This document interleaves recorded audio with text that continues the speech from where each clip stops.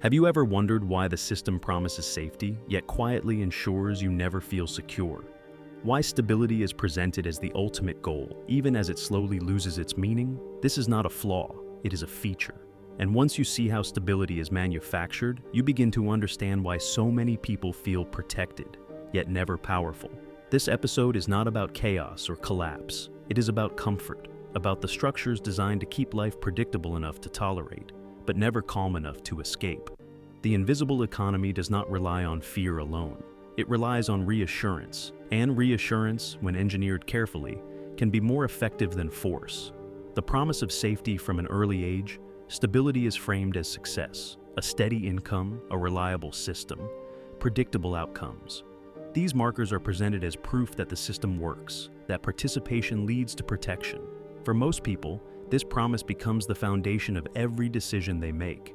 Choices are filtered through one quiet question: will this keep me safe?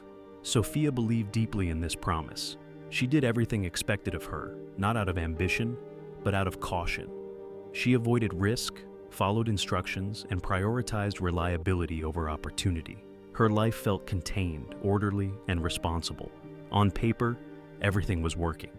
Yet, beneath the surface, something felt increasingly fragile: stability without stillness. Stability is supposed to bring peace, but Sophia noticed that peace never arrived. Her routines were fixed, but her mind was restless. Costs rose steadily. Expectations multiplied. The margin she thought stability would create never appeared. Instead of calm, she felt constant maintenance, like balancing on a narrow platform that required constant attention just to remain standing. This is the first contradiction of manufactured stability. It keeps you occupied. It demands vigilance. It never allows you to stop watching the floor beneath your feet. The system offers stability not to create stillness, but to prevent disruption. Sophia wasn't failing. She was maintaining. The structure beneath the surface, stability is not accidental. It is produced through layered systems designed to regulate behavior. Wages, credit, insurance, and long-term commitments all work together to smooth volatility while preserving dependence. Risk is removed just enough to keep people compliant, but never enough to grant independence. Sophia began to see how carefully calibrated her environment was. Her income was predictable but capped. Her expenses were manageable but fixed. Her savings grew slowly while inflation quietly reduced their power. Nothing broke, nothing collapsed. Everything functioned. That was the problem. The invisible economy does not seek to harm participants. It seeks to hold them in place.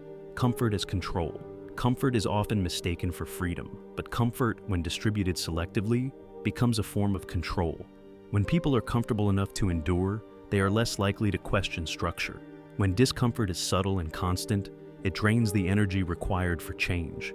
Sophia noticed that every incentive she received encouraged consistency, not exploration. Benefits rewarded longevity. Systems penalized deviation.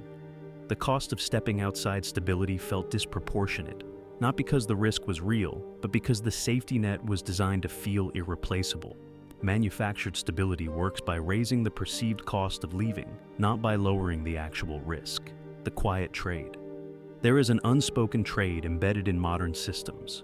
In exchange for predictability, you surrender optionality.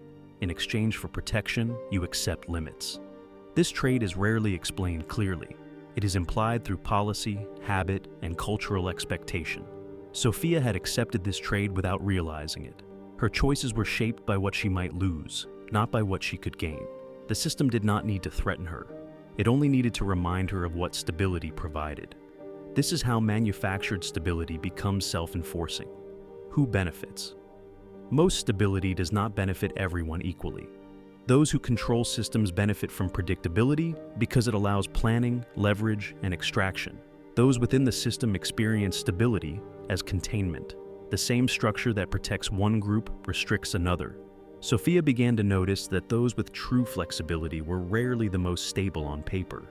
They had fewer guarantees, but more options. They moved differently. They reacted less. Their lives were quieter, not because they were safe, but because they were not constantly managing fragility. Stability had kept Sophia busy. It had not kept her free. The psychological lock. The most effective part of manufactured stability is psychological. When people believe stability is rare, they cling to it. When they believe losing it would be catastrophic, they self-regulate. They avoid risk not because it is dangerous, but because instability has been framed as failure. Sophia realized how often she dismissed ideas not because they were impossible, but because they threatened her sense of safety. Stability had become an identity. To question it felt irresponsible, even when it no longer served her. The invisible economy does not force compliance. It encourages it through identity. Seeing the system clearly, awareness did not dismantle Sophia's life. It did something subtler. It removed urgency. She stopped interpreting discomfort as personal failure. She stopped believing that stability was something she might lose at any moment. She saw it instead as a design choice, one that could be negotiated, adjusted, or slowly rebalanced. Manufactured stability loses much of its power once it is recognized, not because it disappears, but because it no longer defines the boundaries of thought. Sophia didn't abandon structure. She stopped worshiping it. The cost of safety stability is not inherently harmful, but when it is engineered to preserve dependence, it becomes a quiet constraint. The invisible economy offers safety as a substitute for autonomy, comfort as a replacement for clarity. Those who understand this do not rush toward instability. They also do not cling to safety. They move deliberately, aware that true security is not something provided by systems, but something cultivated through flexibility, restraint, and awareness. Manufactured stability keeps the system orderly. Seeing through it is what allows you to move differently within it.